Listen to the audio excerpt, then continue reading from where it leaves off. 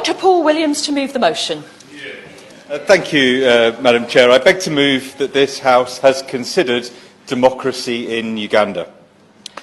Serious concerns have been raised internationally about the Ugandan government systematically undermining democracy in their country.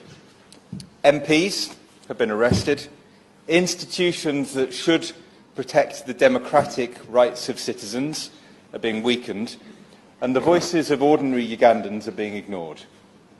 The United Kingdom is a friend of Uganda.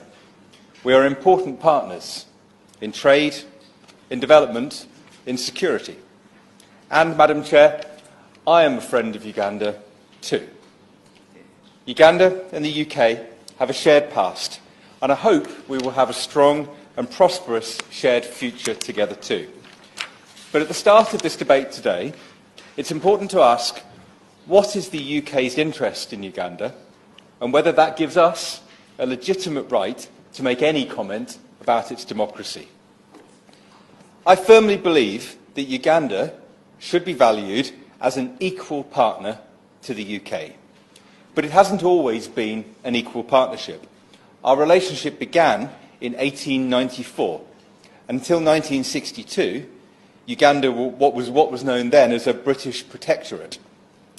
Now, Uganda is an independent, sovereign nation, and it has been throughout my lifetime. It has a constitution that describes a balance of power between an executive, a legislature, and other independent bodies. I respect the Ugandan constitution. It's right for Uganda, and it's right for the Ugandan people. That constitution protects the Ugandan people. It's the rock on which Ugandan democracy is built. And the relationship between our two countries should always respect the Ugandan constitution. President Museveni has been in power for 33 years this month. 3/4 of people in the country haven't ever lived under a different leader. The Ugandan people can see that the institutions of their democracy are slowly being eroded. Firstly, the government has closed down critical media outlets. There are credible reports that television stations were interrupted during the 2016 elections when results were being reported that favoured the opposition. There are also credible reports that social media, including Facebook and Twitter, is shut down by the government during sensitive times. Secondly, the government has used the military to attack Parliament. When MPs were debating the extension of presidential term limits, Parliament was attacked and MPs, including Betty Nambuze, were beaten by armed forces. Thirdly, there's evidence of serious human rights abuses. There are serious and credible reports about an attack in Kasese on the palace of King Charles Mubere in 2016 and the massacre of 150 civilians by Ugandan forces. According to these reports, the soldier who led this attack has been promoted and no independent investigation has taken place. Hopefully the Minister will give the government's position on this attack.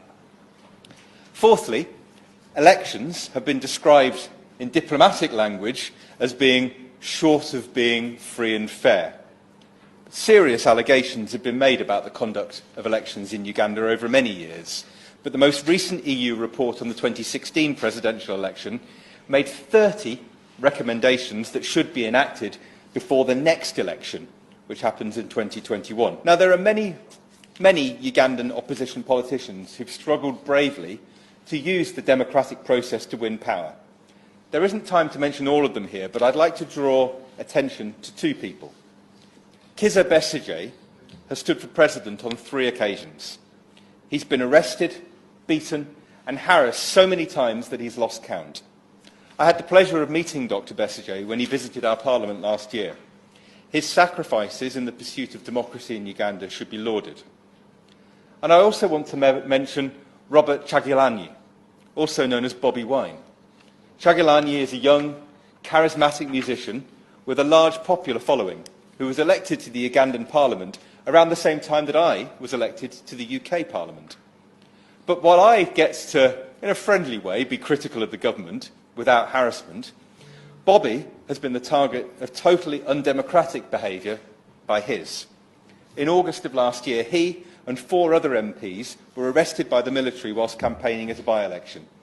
His driver was shot dead. He was severely beaten by soldiers before being brought to court on trumped-up charges that were later dropped. Bobi Wine was eventually handed over to police and released, but this is just another example of the Ugandan government using the military to prevent democratically elected politicians doing their job. The question is that this House has considered democracy in Uganda. Pauline Latham.